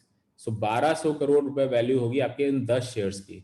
और फिर मैं बोलूंगा कि ये आपको हो सकता है मुंगेरी लाल के हसीन सपने लगें, but end of the day आपका जाता क्या है? क्योंकि आपने इसके लिए कुछ पेमेंट करी नहीं है। कंपनी परफॉर्म करेगी, मैं कह रहा हूँ ये सब 1200 करोड़ 1300 करोड़ भूल जाइए। मैं कह रहा हूँ 1 करोड़ होगा, 10 लाख होगा, 1 लाख होगा, कुछ तो होगा, जो होगा सब बोनस है। करेक्ट? और ये बेस्ट पार्ट इस ग्रोथ का क्या है, ये हमारे हाथ में, किसी दूसरे के हाथ में नहीं। हम किसी और कंपनी का शेयर खरीदते हैं, टोटली हम डिपेंडेंट होते हैं वो शेयर कैसे परफॉर्म करेंगे उस कंपनी के ऊपर। यहां हमारी परफॉर्मेंस हमारे हाथ में है। अगर हम अपने यूपॉस पे ट्रेड करा रहे हैं, हम 60 लाख करोड़ का मंथली जीएमवी कर रहे हैं, सॉरी ईयरली जीएमवी कर रहे हैं, ये टोटली हमारे हाथ में है। हमने यूपॉस बेचा, अब यूपॉस वालों को हमें बस पुश करना है कि तुम आगे बढ़ो। हमने 9 लाख यूपॉस बेचने हैं, जितनी जल्दी हम ये बेचेंगे उतनी जल्दी हम इस वैल्यूएशन पे पहुंच जाएंगे। सो ये टोटल गेम हमारे हाथ में है, and we want you to be part of our exponential growth. आज जैसे हमने जियो का दिखाया कि भाई जियो ने आज अपनी 5-5.5 लाख करोड़ की वैल्यूएशन कर ली है, वो उसी हिसाब से इन्वेस्टर ला रहा है अपनी कंपनी में, बट उसका कोई बेनिफिट उसके डिस्ट्रीब्यूटर्स को नहीं है, जिन्होंने वो सिम कार्ड बेचे, रात दिन दुकान खोल के एक्टिवेट कराया, सब कुछ कराया, उसका कोई बेनिफिट उनको नहीं है, क्योंकि वो उनके शेयर होल्डर्स नहीं है। यहाँ पे ये कंपनी आप क्योंकि डिस्ट्रीब्यूटर हो तो आपको शेयर होल्डर भी बना रही है। और ये सब अचीव करने के लिए आपको क्या करना पड़ेगा इन नेक्स्ट 6 महीनों में? नेक्स्ट 6 महीनों में आपको 342 यूपॉस बेचने पड़ेंगे पर एसीपी। नहीं, सिर्फ और सिर्फ 51 यूपॉस अगर हर एसीपी बेचता है, हम यहाँ पे आराम से पहुंच जाते हैं। अब आप सोच के देखिए कि एज एन एसीपी आपके लिए ये कितना मुश्किल काम है 51 यूपॉस 6 महीने में बेचना। आज वी नो एसीपीज जिन्होंने 178, 100, 50, 60 आराम से बेचे हैं 2-2, 3-3 महीने में। अब तो लोग ज्वाइन ही करते हैं 5 से 6 यूपॉस के साथ। करेक्ट? तो अगर मैं ये बोल रहा हूं कि आपको 51 यूपॉस पर एसीपी बेचने हैं और हम ये पूरा कर पाएंगे, 342 नहीं चाहिए, वो तो टॉप स्पीड बता रहा था मैं। अगर सिर्फ और सिर्फ एक एवरेज स्पीड ऑफ 51 यूपॉस पर एसीपी हम जाते हैं, we will reach that 9 lakh यूपॉस। और एक बार 9 लाख यूपॉस पहुंच गए, वो डेस्टिनेशन नहीं है, वहां से कहानी आगे बढ़ेगी ट्रेड की। तो आपने सबसे पहले तो पहली वैल्यूएशन 50,000 करोड़ की एक्वायर कर लेंगे, जैसे ही 9 लाख यूपॉस बिक जाते हैं, और इसके बाद हमारी स्टोरी शुरू होगी हमारी 600 लाख करोड़ की वैल्यूएशन की तरफ। अब ये प्रेजेंटेशन मैं एक बार दे चुका हूं, बट मैं क्विकली गो थ्रू करूंगा इसको, कि लोग जो सोचते हैं कि भाई ग्लोबल गार्नर का जो डेस्टिनेशन है वो 9 लाख यूपॉस है, जबकि हम आपको बताना चाहते हैं कि हमारा डेस्टिनेशन 9 लाख यूपॉस नहीं है, हमारा वो जर्नी का स्टार्टिंग पॉइंट है। हम 9 लाख यूपॉस हो जाते हैं, वहां से जर्नी स्टार्ट होती है। वही मैं इसमें आपको समझाने की कोशिश करूंगा। आपको ग्लोबल गार्नर की इन सारी चीजों से इनकम होती है: यूपॉस sale, commission from vendor, acquired franchise, range franchise, white labelling of product, manufacturer sales का outsourcing, self franchise, IT, HR, other franchise, Swatantra and my city my reporter. अब यूपॉस का हमारा जो एज अ कंपनी टारगेट है,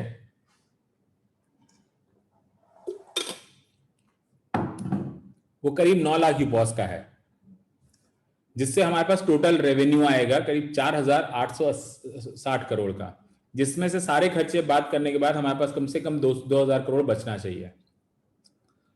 अब देखिए, वन टाइम इनकम हमारी केवल 2,000 करोड़ है, बट मंथली रेवेन्यू जैसे ही हम ये 5-5.5 लाख करोड़ का मंथली रेवेन्यू उस पे सेल करने लगेंगे, हमारी जो इनकम आएगी रेवेन्यू, वो आएगा करीब 25,000 करोड़ का, और ये हम कैलकुलेट सिर्फ कर रहे हैं 5% पे, जबकि आपको मालूम है कि अब हम नेगोशिएट करके ज्यादा कमीशन भी कमाने लगे हैं। बट अगर 5% भी माने तो ये 25,000 करोड़ का रेवेन्यू होगा, और यहाँ पे हमारा जो नेट पैट हमारे पास बचेगा वो करीब 2500 करोड़ का बचेगा, और ये हर महीने बचेगा। अब आप सोच के देखो मुझे किस चीज पे ज्यादा फोकस करना चाहिए, केवल वन टाइम सेल पे या रिकरिंग इनकम पे, जो कि ट्रेड से आएगी। इसीलिए मैं अपनी हर मीटिंग में बोलता हूं कि हमें यूपॉस केवल उस आदमी को बेचना है जो ट्रेड करे। जो सिर्फ एक बार 50,000 दे रहा है उससे हमें कोई फायदा नहीं होगा, वो वन टाइम इनकम है केवल, ना आपको उससे बेनिफिट है ना कंपनी को उससे बेनिफिट है। तो यूपॉस केवल उसी आदमी को बेचिए जो उस पे ट्रेड करे। ऑफकोर्स यूपॉस पे हम एडवर्टाइजमेंट भी डाल देंगे, क्योंकि कल को जब हम 9 लाख यूपॉस होंगे तो कई कंपनीज आएंगी जो बोलेंगे भाई आप अपने यूपॉस वालों को हमारा एडवर्टाइजमेंट दिखाइए, ये करिए। अगर उसमें मैं बहुत छोटा सा रेवेन्यू पकड़ लूं कि 1,000 रुपए पर यूपॉस, तो मैं 90 करोड़ रुपए बना रहा हूँ, जिसमें नेट पैट जो आ रहा होगा वो करीब 45 करोड़ का आ रहा होगा। अच्छा, बेस्ट पार्ट ये है कि ये रेवेन्यू सारे आपके साथ भी शेयर हो रहे हैं। ऑलमोस्ट 25% हम आपके साथ शेयर कर रहे हैं जो भी एडवर्टाइजमेंट आप सोर्स कर रहे हैं, क्योंकि अगेन हम डायरेक्टली कुछ कर ही नहीं रहे हैं, तो ये एडवर्टाइजमेंट भी आप ही सोर्स करोगे। आपके कोई ब्रांड नियर बाय वेंडर है जो बोलता है सर 10,000 रुपए मैं देता हूं, आप मेरा ब्रांडिंग जरा अपने यूपॉस ओनर्स पे करवा दो, 50 यूपॉस पे करवा दो, तो इसी तरह आप भी पैसा बनाते रहोगे। तो जो लोग सोचते हैं ना कि भाई यूपॉस बेच दिया उसके बाद हम काम क्या करेंगे, काम एक्चुअली उसके बाद ही शुरू होगा, क्योंकि अब मैं आपको वही दिखाने वाला हूं। सो नेट यूपॉस इनकम वन टाइम जो होगी वो 2,000 करोड़ होगी, बट मंथली 2500 करोड़ हो सकती है। तो वो हमारे लिए ज्यादा इंपॉर्टेंट है, और वो आती है हमारे ट्रेड से। करेक्ट। वेंडर से इनकम, वेंडर से एडवर्टाइजमेंट इनकम, जैसे मैंने अभी आपको बोला कि अगर एक वेंडर चाहे तो ऑलमोस्ट 3 से 4,000 रुपए वो हर महीने हमारे पास एक्सपेंड कर सकता है फॉर गेटिंग दी मार्केटिंग, क्योंकि हर वेंडर अपनी मार्केटिंग करना चाहता है, और 3,000 रुपए बहुत छोटा अमाउंट है, बट ये भी हमें करीब 550 करोड़ रुपए का रेवेन्यू देगा। But the bigger income is जब हम इन्हीं वेंडर को प्रोडक्ट सप्लाई करें। जैसे कि मैं आपको एग्जांपल देता हूं, जब हमारी बाइंग कैपेसिटी बढ़ जाएगी, जैसे हमने बोला कि भाई हमारे पास 9 लाख यूपॉस हो गए, अब हम किसी को ये बोले हैं कि भाई हमारे पास 1 लाख वेंडर ग्रोसरी के हैं और आप हमें ग्रोसरी इस रेट में दो और इनको सप्लाई आपको करना है, जैसे आज हम कर ही रहे हैं, तो हमारे पास बेस्ट रेट होंगे सबसे पहले। तो अगर उसमें भी हम केवल 10% मार्जिन अपने लिए बचाएं और हम ये कंसिडर करें कि हम एवरेज केवल 2 लाख रुपए की सेल एक दुकान पे करना चाहते हैं, 2 लाख, जबकि एक दुकान पे आज 5-10 लाख रुपए तो मिनिमम सेल होती है, केवल 2 लाख भी पकड़े तो भी हमारा जो मार्जिन है which will be almost 7,200 crore. ये आप सोच के देखिए कितनी बड़ी इनकम है हमारे लिए। Correct. So on vendors we will be earning monthly almost 7,740 crore. अब आप सोच के देखिए क्या बड़ा चीज है, 2,000 करोड़ एक बार कमाना, जो लोग सोचते थे कि हमारा डेस्टिनेशन है यूपॉस बेचना केवल। करेक्ट। बट आप देखो वेंडर से हम उससे ज्यादा पैसा कमा रहे हैं हर महीने, उससे बहुत ज्यादा कमा रहे हैं, बट वो नींव डाली हमारे यूपॉस ने, हमारी ताकत बढ़ाई हमारे यूपॉस ने, क्योंकि ये हमें लोगों की ताकत देता है। करेक्ट। इसी तरह एक्वास फ्रेंचाइज का बेसिक कॉन्सेप्ट यही है हमारा कि हम एडवर्टाइजमेंट भी करें अपना और लोगों को हमारे कॉन्सेप्ट पे ट्रस्ट भी आए, 20 रुपए की बोतल लेके, बट हम इस पे पैसे बनाएं। हमारी सोच हमेशा डिफरेंट रही है कि हम लॉस करके अपना पैसा नहीं कमाना चाहते हैं। तो हमारी मार्केटिंग भी होगी एक्वास की, हमारी पानी की बोतल से, और हमारी इनकम भी होगी। तो एक्वास से अगर आप देखो तो वन टाइम इनकम जो हमारे पास आएगी वो करीब 1,700 करोड़ के आसपास आएगी, बट जो मंथली इनकम आएगी वो करीब 750 करोड़ आएगी सिर्फ पानी के बिजनेस से। और ये पानी का बिजनेस हमारे लिए सिर्फ और सिर्फ एक मार्केटिंग टूल है कि एक 20 रुपए की पानी की बोतल जब कैशबैक देगी, 5 रुपए का इंस्टेंट कैशबैक देगी, मूवी वाउचर्स देगी, अलग अलग तरीके की गिफ्ट वाउचर्स देगी, तो लोग झक मार के हमारा ही पानी पीने वाले, क्योंकि दूसरी बोतल्स उनको ऐसा कुछ नहीं दे रही हैं। ग्रेंज की फ्रेंचाइज ऑफकोर्स ये हमारे लिए एक अच्छा बिजनेस है। ऑफकोर्स इसमें मार्जिन बहुत कम होता है, तो हमारे पास नेट पैट कम है, बट ये हमारे लिए बहुत लुक्रेटिव बिजनेस है, बिकॉज इससे अगेन हमारी मार्केटिंग बहुत स्ट्रांग होती है। So net PAT one time जो इसमें होगा वो करीब हमारा 2,700 करोड़ का होगा, और मंथली हमको करीब 2,000 करोड़ इससे मिलता रहेगा। करेक्ट। तो ग्रेंज हमारे लिए इस तरह का बिजनेस है। सेल्फ फ्रेंचाइज में थोड़ा सा आगे बढ़ जाता हूं, आईटी सर्विसेज। अब आप सोच के देखिए किसी को आज आईटी कंपनी खोलनी है, करेक्ट, तो उसके लिए बहुत बड़ा इन्वेस्टमेंट चाहिए होता है, क्योंकि आपको डेवलपर रखने हैं, फिर प्रोग्राम सोर्स करने हैं, प्रोजेक्ट सोर्स करने हैं। It takes lot of first of all skill and then money. But अगर ग्लोबल गार्नर में मैं ये अज्यूम करूं कि केवल हमारे यूपॉज 9 लाख यूपॉज हैं और वो साल के सिर्फ 2 प्रोजेक्ट भी सोर्स करते हैं हमारे लिए, तो we will be doing 18 lakh projects अब आप सोच के देखो ये कितनी बड़ी ताकत है हमारी, कितनी बड़ी ताकत कि 18 लाख प्रोजेक्ट्स, अगर हम केवल एक प्रोजेक्ट पे एक आदमी को भी एम्प्लॉय करेंगे तो हम 18 लाख एम्प्लॉयमेंट क्रिएट करवाएंगे। ये कितनी बड़ी बात है। तो ये इस बिजनेस से हम बहुत ज्यादा पैसा नहीं कमा रहे हैं, केवल 180 करोड़ रुपए मंथली का रेवेन्यू है, बट ये हमारे लिए एक एम्पावरमेंट जो हम बार बार बात करते हैं उसका बहुत बड़ा सोर्स है। और बहुत क्लियर है कि हमने बहुत कम मार्जिन रखे हैं इसमें और बहुत छोटे प्रोजेक्ट कॉस्ट रखे हैं, 1 लाख रुपए में कुछ नहीं होता है। बट अगर हम बहुत ही नेगेटिव साइड भी देखें तो भी ये बिजनेस हमें पैसा भी देगा, और जो हमारा एक मिशन है कि हम जॉब्स क्रिएट करें वो भी हम इन हाउस जॉब क्रिएट कर पाएंगे। HR सर्विसेज, ये भी एक हमारा सेगमेंट है जहां पे हम सिर्फ 90 करोड़ रुपए अर्न करने की सोच रहे हैं, बट ये हमारे लिए एक बहुत बड़ा डेटा है कि जहां पे हमें ये पता है किस आदमी की क्या सैलरी, उसके हिसाब से हम उसको प्रोडक्ट पिच कर सकते हैं। कि हमें मालूम है ये 10 लाख रुपए सैलरी कमाते हैं तो इनको ये गाड़ी हम दिखा सकते हैं, हम इनको गोल्ड दिखा सकते हैं, हम इनको इंश्योरेंस पॉलिसी दिखा सकते हैं। सो हमारे पास इंटरनली ही इतने प्रोडक्ट हैं कि हम इस डेटा को यूज करके उनको पिच कर सकते हैं। करेक्ट। सो इन टोटलिटी अगर आप देखोगे तो वन टाइम इनकम जो हमारी करीब होगी वो 8,000 करोड़ की होगी। अब यहां पे एक और बात आपको ध्यान देने की जरूरत है कि जनरली जब बिजनेस डेवलप हो रहे होते हैं तो उसमें इन्वेस्टमेंट जाता है, बट यहां पे इन्वेस्टमेंट उल्टा पैसा कंपनी कमा रही है अपने आप को डेवलप करने के स्टेज पे भी, और उसके बाद हम हर महीने करीब 13,000 करोड़ कमाएंगे, जो कि नेट इनकम हमारी पर एनम करीब 1,60,000 रुपए की होगी। Now just imagine this income will make us world's biggest organization and how we are able to do it। अब फिर मैं बोलूंगा इस सपने की कॉस्ट क्या है। कई लोग सोचेंगे यार ये तो मुंगेरीलाल के हसीन सपने, ये कभी नहीं होने, ये है वो है, बट आप सोच के देखिए ना, हम जीते तो क्या जीतेंगे और हारे तो क्या हारेंगे। हारने को कुछ है ही नहीं। करेक्ट। क्योंकि हम जीतेंगे ही जीतेंगे। राइट। क्योंकि मैं कह रहा हूं ये 13 नहीं होगा, ये 12 होगा, 12 नहीं 10 होगा, 10 नहीं 5 होगा, कुछ भी होगा, but end of the day हम उस सपने की तरफ अपने बढ़ते रहेंगे जो ये हम देख रहे हैं, क्योंकि इसकी कॉस्ट नहीं है हमारे लिए, केवल हमारी मेहनत है। And end of the day जब ये सब हम मल्टीप्लाई करेंगे तो ये सब 10x से मल्टीप्लाई होगा 2025 तक, क्योंकि जब हम अपने ग्लोबल एक्सपेंशन करेंगे तो जो शेयर होल्डर आज हमारे बने हैं इनको बहुत बड़ा बेनिफिट मिलेगा, क्योंकि ये पेरेंट कंपनी के शेयर होल्डर्स हैं। करेक्ट। तो जैसे जैसे हम अलग अलग कंट्रीज में जाते रहेंगे तो ये मामला और स्ट्रांग होता रहेगा। अब आपके लिए इसमें क्या है, पावर और रिस्पेक्ट है। सबसे पहले तो पावर क्यों, रिस्पेक्ट क्यों, क्योंकि आप जो आपका स्टेट है वो करीब 4.5 लाख करोड़ का GMV कर रहा होगा, और you will be empowering vendors, manufacturers and customers. तो आपसे ज्यादा रिस्पेक्ट किस आदमी की होगी, क्योंकि आप तो सारे सेगमेंट्स को एम्पावर कर रहे हो, आप वेंडर्स को एम्पावर कर रहे हो, आप मैन्युफैक्चरर्स को एम्पावर कर रहे हो, आप कस्टमर्स को एम्पावर कर रहे हो। And with this there is a huge income potential कि आपको एवरेज हमारा जो पे आउट होगा पर एनम वो करीब 2.5 लाख करोड़ का होगा। अब आप कितना काम कर रहे हैं ये समुद्र से उतना ही मंथन करके आपको मिल जाएगा। प्लस जो हमारे शेयर होल्डर्स होंगे, मान लीजिए हम 1 लाख करोड़ का, जब कंपनी इतना इनकम अर्न कर रही होगी तो अगर हम 1 लाख करोड़ का भी डिविडेंड डिक्लेयर करते हैं तो हर शेयर की जो उस समय डिविडेंड वो डिसबर्स होगी वो करीब 20 लाख करोड़ की होगी, 20 लाख रुपए की होगी। सो आपके पास 10 शेयर है, मतलब आप 2 करोड़ रुपए इस कंपनी से हर महीने हर साल कमाएंगे जब हम डिविडेंड डिक्लेयर करेंगे। Correct.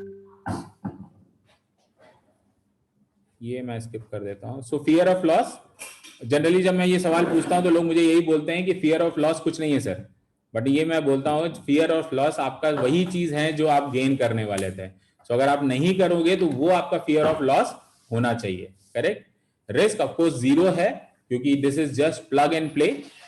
Cost of this dream सिर्फ टाइम एंड पीपल, आपका समय और आपके लोग, ये आपका इन्वेस्टमेंट है इस बिजनेस में। And this is all proudly made by Indians. Thank you very much and let's empower. So आज का सेशन मैं यहीं पे खत्म करता हूं। अगर आपके कोई क्वेरीज हैं तो आप मुझसे पूछ सकते हैं। You can raise your hands and then I will be able to answer.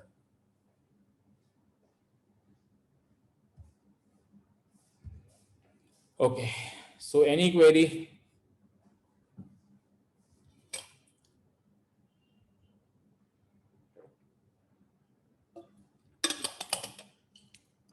Good. If there is no query, we'll now meet for Hindi session on Wednesday. Sorry, on Thursday. Today is Tuesday, ना?